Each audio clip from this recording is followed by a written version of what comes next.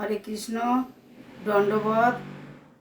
প্রথমে আমার গুরু মহারাজ ভক্তি প্রজ্ঞান জ্যোতি গোস্বামী মহারাজের চরণে কোটি কোটি সহস্র কোটি দণ্ডবত প্রণাম করি। তিনি যেন আমার প্রতি কৃপা বর্ষণ করে প্রসন্ন হন।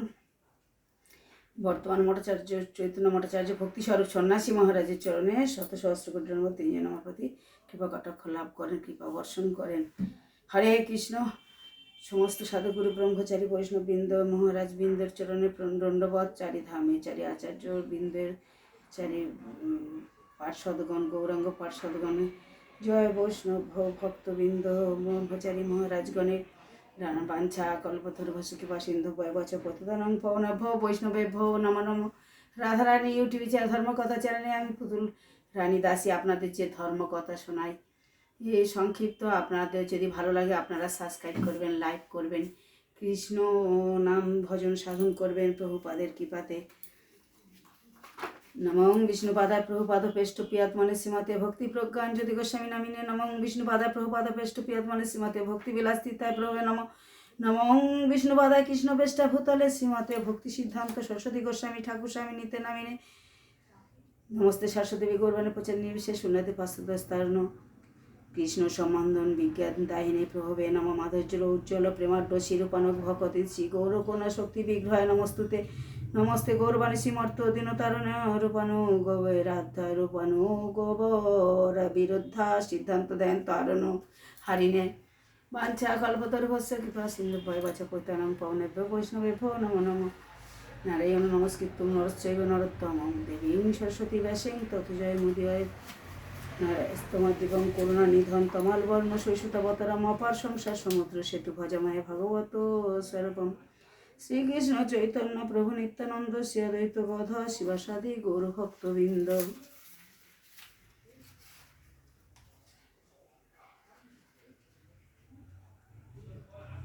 এখানে হচ্ছে সাধুসঙ্গ শতবরে, মানে ভাগবতের শ্রীমুখে ভাগবত শ্রবণীয় যে ভাগবত বক্তা সেই হচ্ছেন সুখদেব গোস্বামী। পরীক্ষিত মহারাজ শুনেছিল এখন সাধু মুখে আমাদের ভাগবত শ্রবণ করা উচিত। তাই প্রভুপাদের চরণে আমাদের স্মরণ নিয়ে জগৎগুরু ছিল প্রভুপাদ ভক্তি সিদ্ধান্ত সরস্বতী গোস্বামী ঠাকুরের চরণে আত্মনিবেদন করে কৃষ্ণ ভক্তি করা উচিত ভগবত কথা শ্রবণ সাধু সম্মুখে। ওম বিষ্ণুপাদ শ্রীশিল গৌর কিশোর দাস বাবাজি আজকে আমাদের বার্ষিক শ্রী গুরু পূজার বাসর বলে। আচ্ছা, শ্রী ভাগবতের পঞ্চবিধ প্রকাশ আপনারা জানেন। অর্চা 8 প্রকারের হয়: শৈলী, দারুময়ী, ধাতুময়ী, মীনময়ী, লেখা ও চিত্রপটময়ী, বালুকাময়ী, সেব্যমুখ, মনোময়ী, মণিময়ী। আমার শ্রী গুরুপাদ পদ্মের লেখ্য চর্চা এখানে সম উপস্থিত হয়েছেন। ভাগবত স্বরূপ বিচারে শাস্ত্রে 5টি অবতারের কথা বর্ণিত আছে: পরতত্ত্ববহ, বৈভব, অন্তর্যামী এবং চর্চা। পরতত্ত্ব, বহু, বৈভব, অন্তর্যামী এবং অর্চা। পরস্বরূপ, বহুস্বরূপ, বৈভব স্বরূপ, অন্তর্যামী স্বরূপ ও অর্চা স্বরূপ। এই প্রকার সমূহে স্বরূপত ভেদ নাই, অভেদ, কিন্তু পরতত্ত্ব জগতে জীবের নিকট অনুভূত অবতীর্ণ প্রকাশিত হন এবং এই প্রকারে সুতরাং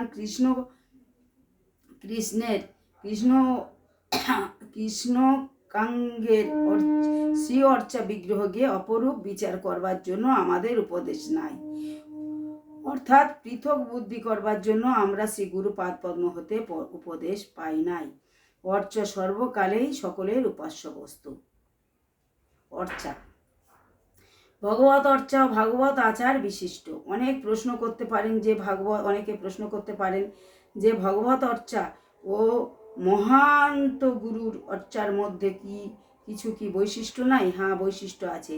আরাধনাং সর্বেশাং বিষ্ণু আরাধনাং পরম তস্মাৎ পরতরং দেবী তদীয়ানাং সমুচ্যতম। জগতে যত প্রকার পূজ্য বস্তুর পূজা আছে, সকল পূজা অপেক্ষা ভগবানের পূজা সর্বোত্তম। আর সেই সর্বোত্তম পূজকের পূজা আরও অধিক। শিব পার্বতীকে কহিলেন, সকল দেবতা আরাধনা অপেক্ষা বিষ্ণুর আরাধনা শ্রেষ্ঠ। হে দেবী, তদপেক্ষা তদীয়গণের অর্থাৎ বৈষ্ণববৃন্দের আরাধনা আরও শ্রেষ্ঠ, বড়। সেই পূজককে ভগবান পূজা করে থাকেন, সর্বাপেক্ষা পূজ্য ভগবান। আর সেই ভগবানের পূজা বা প্রেমের মাত্র প্রেমিক ভগবৎ, সেই ভগবৎ ভক্তের গ্রহী শ্রী গুরুপাদ পদ্ম। ভগবান যার পূজাকে করে থাকেন তার পূজা নিশ্চয়ই সবচেয়ে বড়। তার প্রমাণ শ্লোকটি আমার পূর্বে বলেছি। তদীয় বলতে গেলে তিনি এবং তার দাসবর্গ। এই যে অলেখ্য অর্চা আপনারা দর্শন করছেন, এই বস্তুকে যারা গুরু বলে বিচার করেন তারা সকলেই আমার গুরুবর্গ। তাদের চরণে আমার দণ্ডবৎ প্রণতি। মদগুরু জগৎগুরু। এক গুরু বা জগৎগুরুবাদ, মহান্ত গুরুবাদ বিচার আপনারা শুনেছেন। আমার গুরু সমগ্র জগতের গুরু, তিনি গুরুতত্ত্ব। সমগ্র জগতের গুরুতত্ত্ব আমার গুরু বিদ্বেষী। গুরু জগদীশের বিদ্বেষী, জগতের সকলের বিদ্বেষী, মনুষ্য মাত্রের বিদ্বেষী। নিষ্কপটে এই বিচারটা না আসলে আমি শ্রী গুরুপাদ পদ্মের ভিত্ত হতে পারি না। শ্রী গুরুপাদ পদ্ম রূপে আত্মসমর্পণ করতে পারি না। আমার নিজের লঘুত্ব বোধ হয় না। আমি ত্রিনাদপি শুনেছিনু অমানিনীয় শুনেছিনু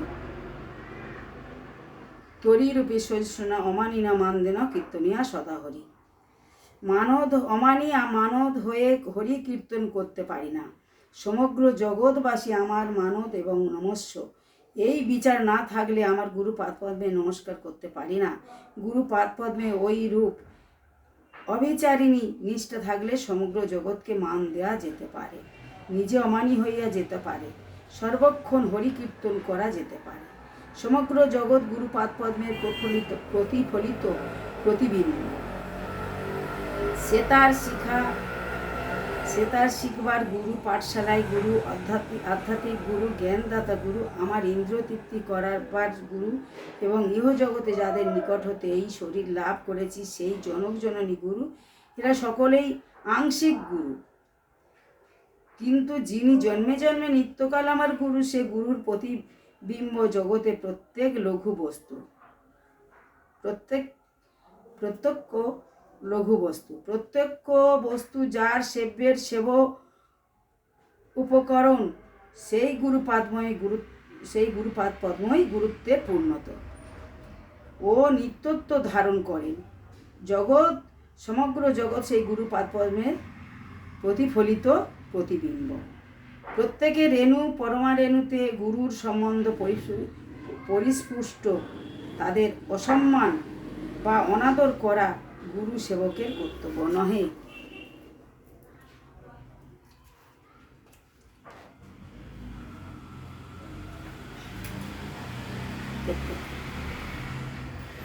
এক গুরুর বাদ ও মহন্ত গুরুবাদের বৈশিষ্ট্য। গুরু সেবায় নেয় এমন মঙ্গলপদ কার্য আর নাই। সকল আরাধনা অপেক্ষা ভগবানের আরাধনা বড়, ভগবানের আরাধনা অপেক্ষা গুরুপাদ পদ্মের সেবা বড়। এই প্রতীতি সদৃঢ় না হওয়া পর্যন্ত আমাদের সৎসঙ্গ ও গুরুদেবের আশ্রয়ের বিচার হয় না। আমরা আশ্রিত, তিনি আমাদের পালক। এই বিচার না হয় যখন আমরা মনে করি অন্য প্রকার হতে আমাদের মনোভীষ্ট পূরণ হবে, তখন আমরা মহন্ত পুরুষ বিশেষ গুরুতত্ত্ব দর্শন করি না। কতকগুলি ব্যক্তি বলে জগৎগুরু একজন, তিনি কোনো এক নির্দিষ্ট সময়ে প্রকট হয়েছিলেন। কিন্তু আমার যোগ্যতা অনুসারে, আমার লঘুত্বের পরিমাণুসারে যদি জগৎগুরু তত্ত্ব মহান্ত গুরু রূপে সাক্ষাৎভাবে